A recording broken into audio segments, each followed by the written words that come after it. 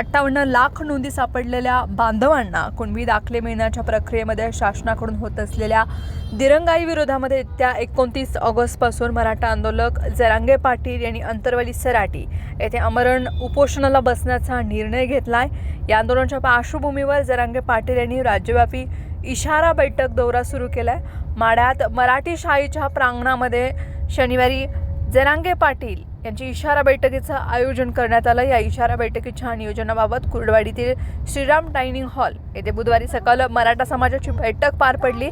यावेळी 3 वाजता माढा येथे ही बैठक होणार आहे। यावेळी 58 लाख नोंदी सापडलेल्या बांधवांना प्रमाणपत्र देण्यात दिरंगाई, हैदराबाद गॅझेट लागू करूनही जात प्रमाणपत्र वाटप नाही, जात पडताळणीसाठी केला जाणारा विलंब यासाठी तसेच स्वतंत्र मराठा मंत्रालय स्थापन करणं, अण्णासाहेब पाटील आर्थिक मागास विकास महामंडळ सारथीच्या योजना आणि मराठा तरुणांच्या नियुक्त्यांबाबत मराठा समाजावरती अन्याय होत आहे। यामुळे मराठा समाजाचे प्रलंबित प्रश्न सोडवण्यासाठी माढ्यामधील इशारा बैठकीला समाज बांधवांनी कुर्डवाडी शहर आणि परिसरामधून आपल्या कुटुंबासह उपस्थित राहण्याचं आवाहन कुर्डवाडी परिसरामध्ये सकल मराठा समाजाने केले।